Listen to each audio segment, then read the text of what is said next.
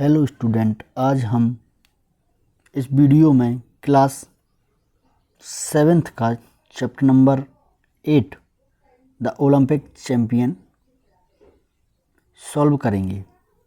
Student, जैसा कि आप जानते हैं, ये आपकी न्यू सेशन की लेटेस्ट बुक है जिसकी आज हम कंप्लीट आंसर जानने की कोशिश करेंगे। तो यहाँ पर जो नाम दिख रहा है आपको, चैप्टर का नाम है द ओलंपिक गेम्स। तो ओलंपिक एक प्रकार के गेम्स हैं जिसमें कई प्रकार के गेम खेले जाते हैं। फॉर एग्जांपल, जैसे जेवलिन थ्रो, आप फेंकते हैं उसे जेवलिन थ्रो कहा जाता है। हॉकी रेस होती हैं, 200 metre, 400 metre race, long jump, high jump, कई प्रकार के गेम्स इसमें होते हैं। और लिखा है चैम्पियन। चैम्पियन मतलब होता है विजेता, मतलब जो जीता हो, विजेता। ठीक है, तो इसके बाद हम क्वेश्चन नंबर फर्स्ट देखेंगे, multiple choice question. Choose the correct option and right, सही विकल्प चुनकर लिखें। पहला प्रश्न जो है वो देखते हैं हम। पहला प्रश्न जो है, the Olympic games are held once in every Olympic खेल, वो जो ओलंपिक गेम्स हैं, गेम्स मतलब खेल, प्रत्येक वर्ष एक बार आयोजित किए जाते हैं। मतलब जो ओलंपिक गेम्स है वो कितने साल में खेला जाता है या आयोजित किया जाता है। तो इसका सही आंसर क्या है? सही आंसर है अपना सी। मतलब जब हमने एक किताब पढ़ी थी, चैप्टर पढ़ा था, तो उसमें हमने ये पढ़ा था कि हर 4 सालों में इसे आयोजन होता है। तो यहाँ पर ऑप्शन ए है 5, बी 3, सी 4 और डी 2 ईयर्स। तो इसका सही आंसर हो जाएगा सी। इसके बाद देखते हैं question number 2, Bobby Pierce belongs to. जो बॉबी पियर्स नाम के खिलाड़ी थे, इस चैप्टर में आपने पढ़ा था, जो ओलंपिक खेलते थे, वह कहाँ से बिलोंग करते थे, मतलब बॉबी पियर्स किससे संबंधित हैं। तो इसका सही आंसर क्या है? सिडनी। वह सिडनी जो कि कहाँ है? ऑस्ट्रेलिया में, वहाँ से बिलोंग करते थे, मतलब वहाँ रहते थे। फिर उसके बाद question number 3, when was the event of duckling happen in Olympics. मतलब व्हेन मतलब कब, इवेंट जो थी मतलब घटना थी डकलिंग्स वाली, वह ओलंपिक में कब हुई थी। तो अपन ने जब चैप्टर पढ़ा था तो उसमें लिखा था 1928, 1998। तो इसका बी ऑप्शन सही होगा। इसके बाद question number 4, Olympia city is in. जो ओलंपिया सिटी है, जिसके नाम पर ओलंपिक पड़ा है, ओलंपिक गेम्स के नाम जो आए हैं वो इसी सिटी से आए हैं, इसी शहर से। तो ओलंपिया कहाँ पे है? Greece, option A. उसके बाद question number 5, choose the correct option for the jumble bird. आपको एक जंबल वर्ड दे दिया है। जंबल वर्ड मतलब होता है क्या? कोई भी शब्द आपको आगे पीछे करके दे दें।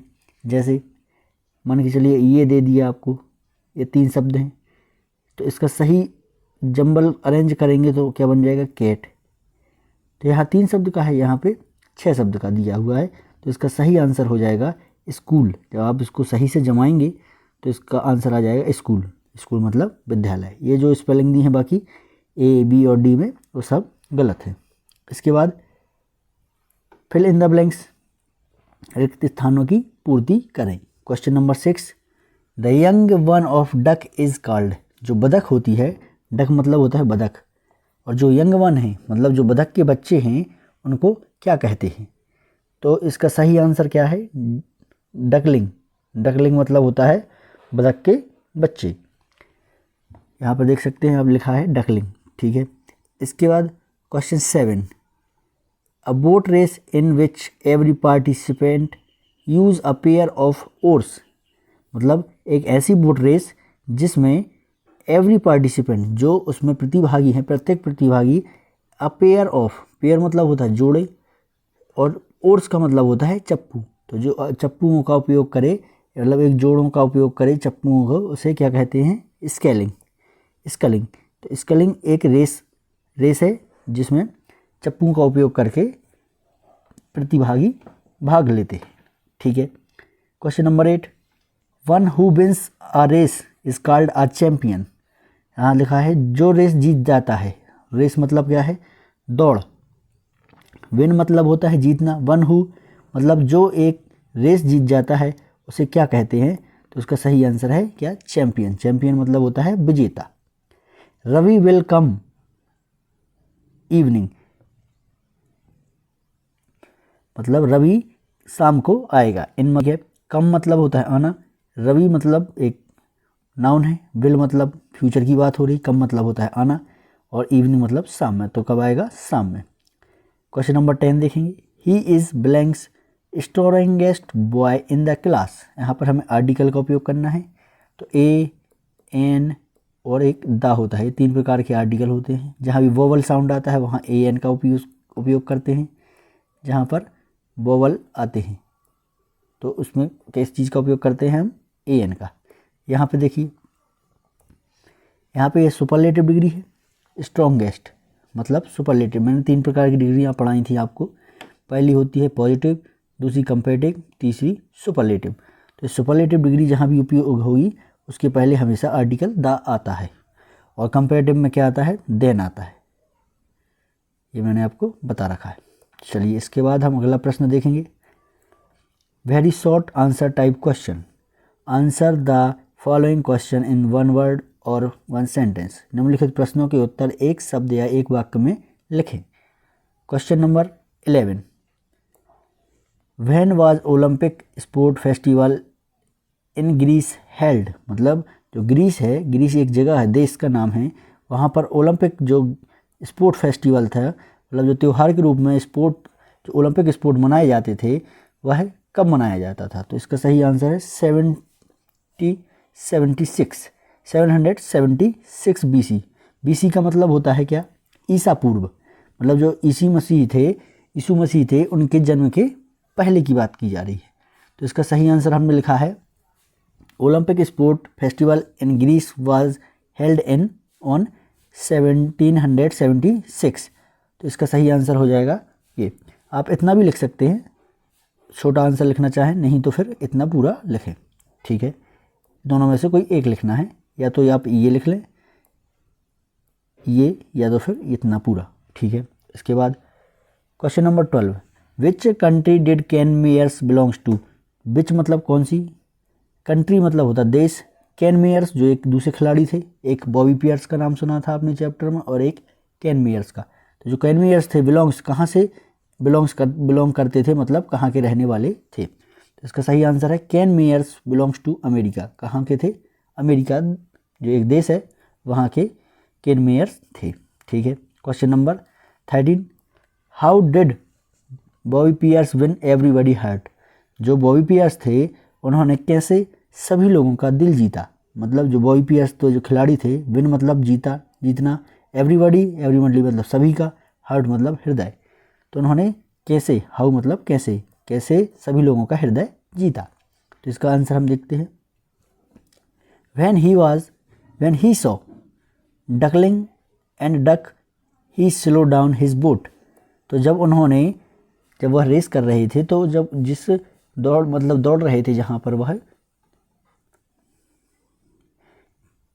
पर वह अपनी रेस कर रहे थे, नाव चला रहे थे, तो उसी रो में उन्होंने देखा कि कुछ बदख और उसके बच्चे आ गए हैं सामने, डक और डकलिंग। तो जो बदख थी और उसके बच्चे सामने आ गए, तो उन्होंने अपनी जो बोट थी उसको स्लो कर लिया, स्लो डाउन हिज बोट। तो इस प्रकार उन्होंने उन बदख और बदख के बच्चों की जान बचा ली, और इसी से उन्हें सभी लोगों का हृदय जीत लिया। Question number 14, I asked a question change into passive voice. इसको हमें पैसिव वॉइस में बदलना है। मैंने क्वेश्चन पूछा, आई आस्क्ड अ क्वेश्चन, तो इसको हमें पैसिव में कैसे बदलेंगे, इसके लिए आपको ग्रामर पढ़ना ज़रूरी है। पहले मैं आपको थोड़ा बता देता हूँ। ये जो एक क्वेश्चन है इसमें देखते हैं, इसमें सबसे पहले होता है सब्जेक्ट किसी भी सेंटेंस में, फिर वर्ब, फिर ऑब्जेक्ट। तो अब सब्जेक्ट की बात करें तो जो आई है, आई क्या है, इसमें सब्जेक्ट है, आई क्या है, सब्जेक्ट। और यहाँ पर जैसे यहाँ पे लिखा आई आस्क्ड, आस्क्ड क्या है, वर्ब, और जो ये क्वेश्चन लिखा है, क्वेश्चन क्या है, ऑब्जेक्ट। तो इसमें क्या होता है, जब भी हम एक्टिव से पैसिव बदलते हैं तो जो ऑब्जेक्ट है वह कैसे इधर इधर को आ जाता है, और जो सब्जेक्ट है वो इधर चला जाता है। मतलब सब्जेक्ट इधर आ जाएगा, ऑब्जेक्ट कहाँ आ जाएगा, यहाँ पे ऑब्जेक्ट आ जाएगा, और वर्ब सेम रहेगी।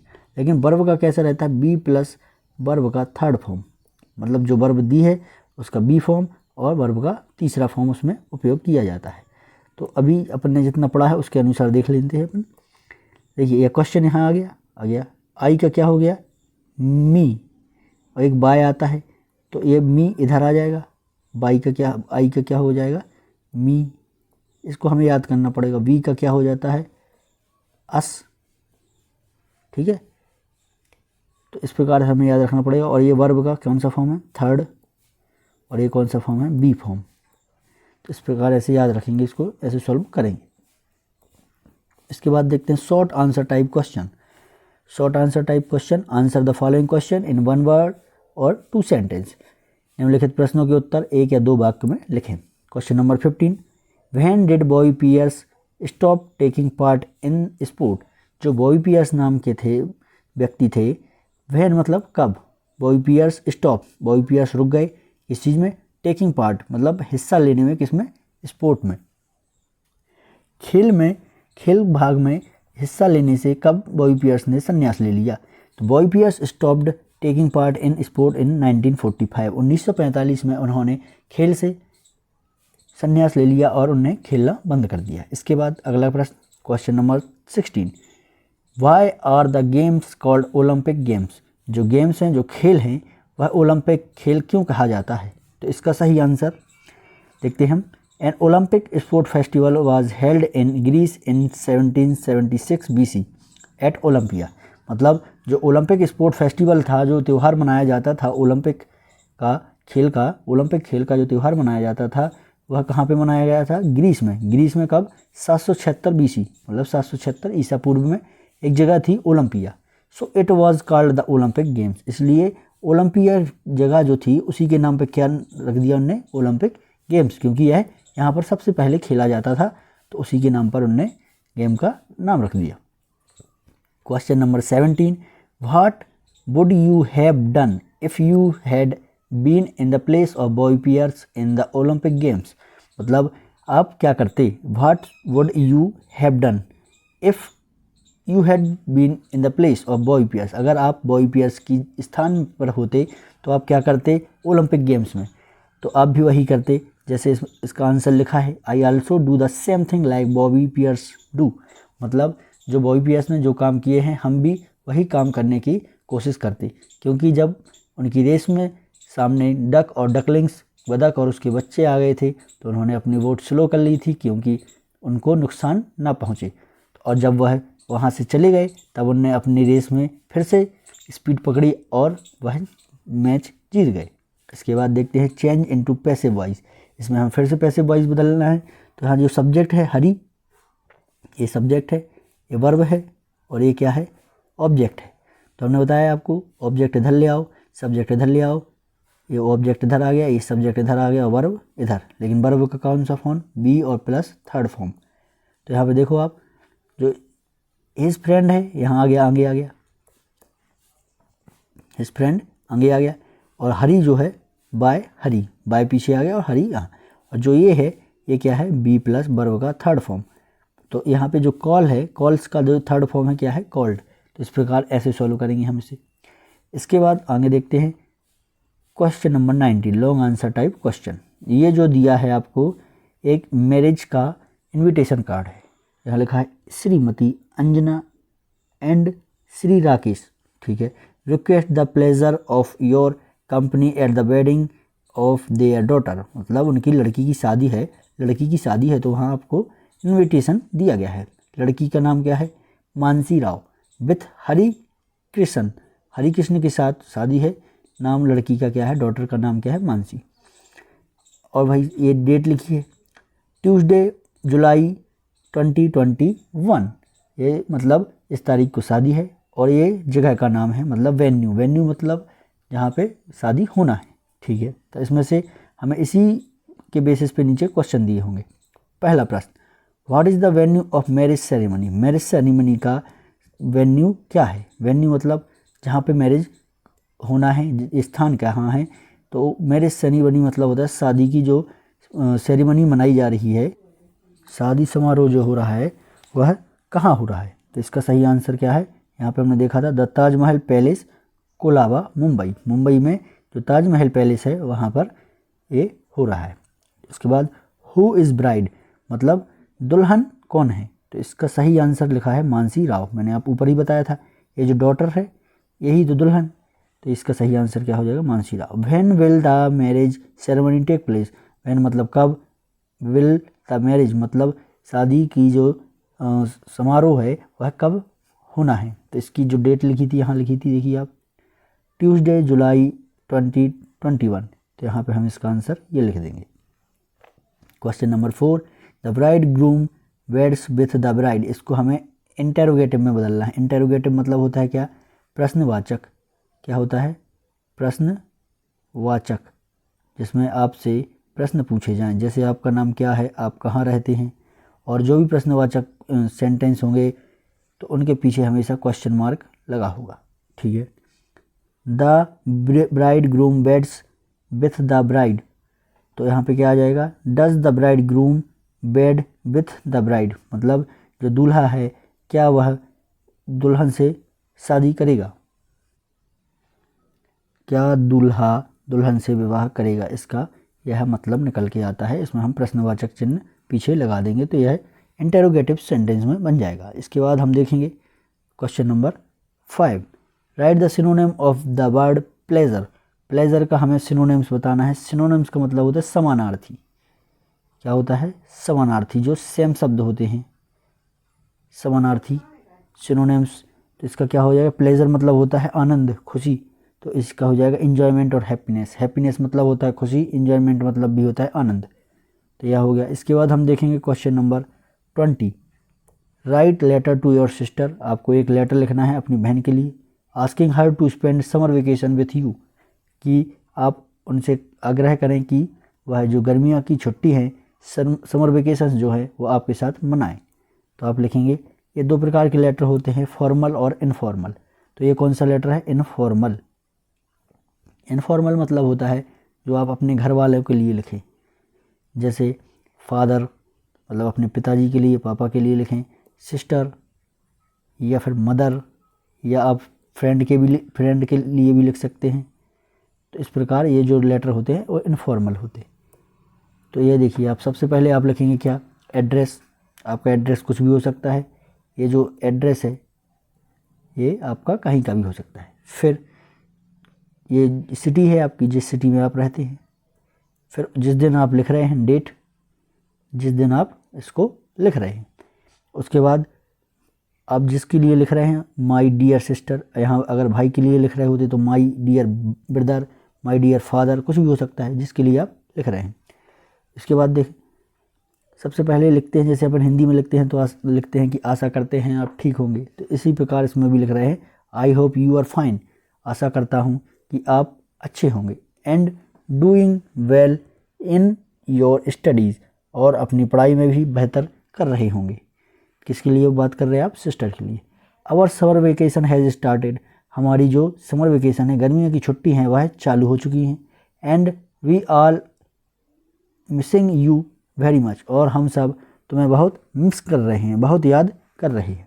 We have planned many fun activities, हमने कई सारी गतिविधियाँ की योजना बनाई है, जैसे लाइक स्विमिंग, तैराकी, प्लेइंग आउटडोर गेम्स, बाहर के गेम्स जो होते हैं वह खेलने की, visiting the nearby hill station, और पास के ही हिल स्टेशन में भी घूमने की प्लानिंग की है। It would be great if you could come and spend your summer holiday with us, मतलब यह है अगर आप अपनी गर्मियों की छुट्टियां हमारे साथ बिता सकें तो बहुत अच्छा होगा।